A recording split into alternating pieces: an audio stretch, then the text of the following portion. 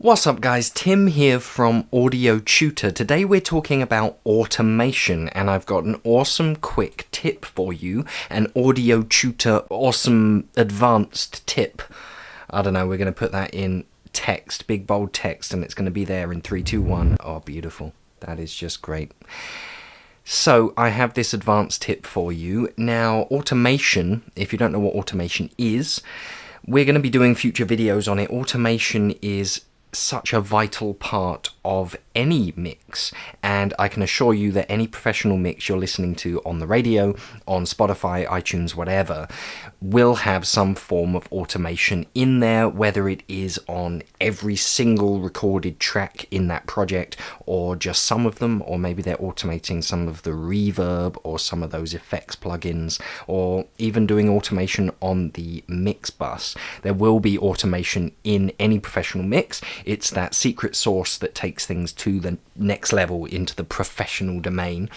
If you're not using automation yet and you don't really know much about it, we will be doing videos on it in the future, talking you through the what, when, why, how, all that stuff about automation. But this video is a bit more for the advanced mixer.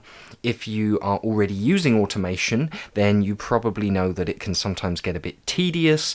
It's usually quite a long process going through every single track sometimes, and automating little details here and there can sometimes get a little bit tedious and maybe even boring.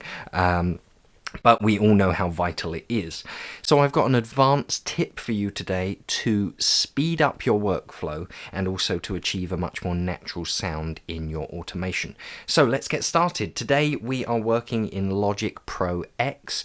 As many of you may know, this is one of my favorite DAWs to use, but you should know that this technique can be used in many DAWs, so don't click away if you're not a Logic user. This is still applicable to you. So let's have a look here. This is a song called Found. It's a release of mine that you can go and find on Spotify and iTunes. It's really cool, it's really fun and interesting because pretty much every single piece of the arrangement, piece of the puzzle in this song was recorded through looping a guitar. So this here is the guitar percussion, all these sounds that I made with the guitar, and I don't like the sight of a project with a million tracks in, so what I like to do is folder everything away neatly. So that's what I've done here. I have this folder track guitar percussion, which sounds like this.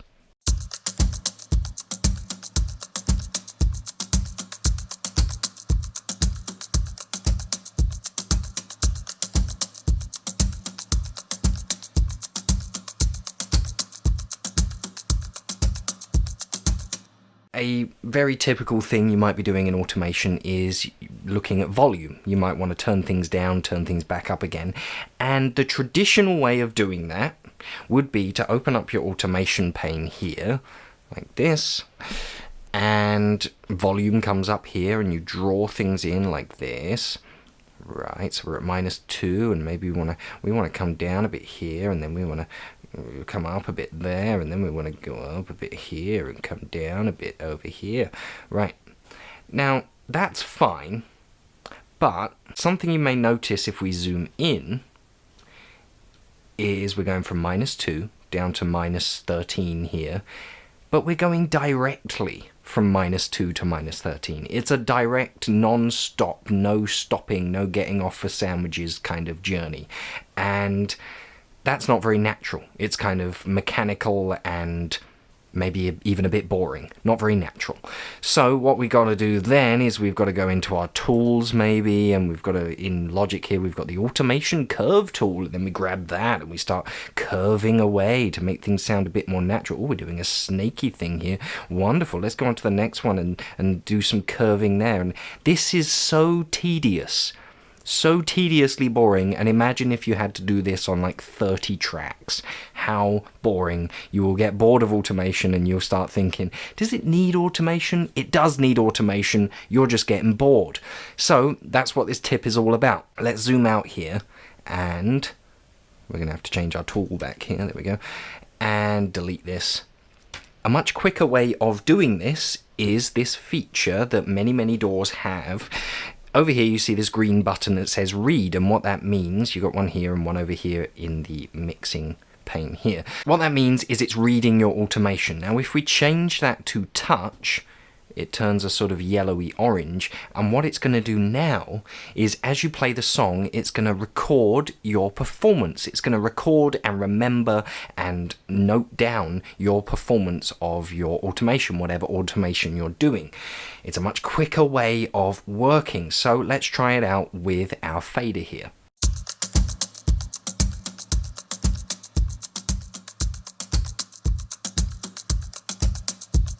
Alright, so we recorded that. Make sure, here's a little bonus tip for you, make sure you change this touch setting back to read, otherwise you're going to end up recording some automation you didn't want and you'll get into a headache. So remember to change it back to read. But if we zoom in here, what we can see it did is drew loads of little points here, many more points than we would bother drawing or we would ever have the time in the day to be drawing in our automation. And the result of that is a nice curve that's very natural because it's literally a recording of what we did with our fader. So it's really nice. It's going to sound nice and natural. We've got a natural curve, and you can always go in here, like zoom right in and start changing things and say, well, this needs to be a bit earlier or this needs to go down here or whatever. You can always change it afterwards. But the nice thing is we very quickly there recorded a very natural performance in our automation. Nothing regimented, nothing mechanical. It's very natural and nice and organic. So let's delete that and I'll show you another example. So another example you might be thinking of is using a plugin. So say you've got a plugin like this, I've got single band EQ, and you want to automate one of the settings in that plugin. Well, this is where this technique comes into its own in a way, because if you wanted to automate that particular setting, like say here, we're going to automate the frequency in order to do one of those sweeping things that go right, we're going to do one of those. In order to find the frequency setting in your automation menu, it's going to take ages. You go into the automation menu, you've got to find the plugin, the single band EQ, then you've got to find the frequency, you select that, then you've got to draw everything in. How boring and time consuming. Well, doing it this way, we can head on over to read again, we can change it to touch, and then we can play around.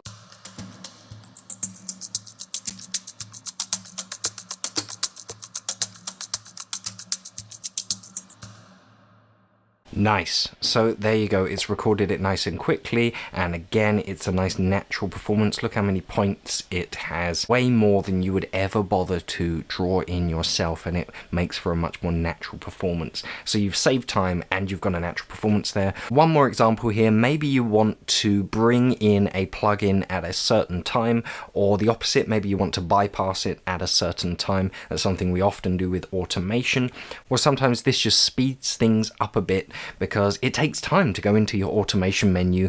In this example, we'd be going into the automation menu, finding delay designer, and then bypassing it.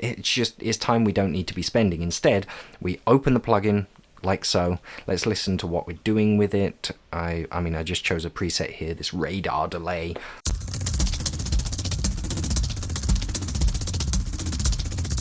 That's a pretty crazy sound, so maybe we want to do something like, we'll throw it in at the end of the fourth bar and it will bring us round back to the first bar.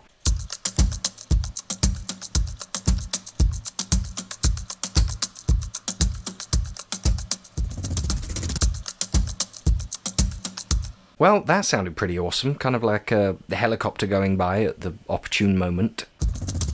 That's really cool. Maybe I should have had that in this arrangement. That's not in the final track, but maybe it will be. Maybe I'll do a remix and it will have that. I think that's great. Anyway, I hope this helped. I hope this little advanced tip helped to speed up some of that workflow. Sometimes automation can be very tedious, even boring, but it is so important, we don't want to miss it out. So I hope this little tip helped to speed things up. If you are looking for some equipment recommendations, as I know many audio geeks out there are, I actually have a 25-page free, completely free ebook for you to download. It's got all of my recommendations for equipment on an affordable budget. and it's even got some of the equipment that I started on when I first started out recording and mixing. And also at the back of the book there's a little chart to help you keep track of your spending and budgeting and that sort of thing. So it's a pretty awesome book, 25 pages as I said, so I'm being so generous, guys. It's absolutely free and it's 25 pages long. Wow. So you should head on over to facebook.com/audio tutor to download it. I'll also put a link in the video description as well. In the meantime, guys, make some awesome audio and good luck with your automation. My name's Tim from Audio Tutor. Ciao.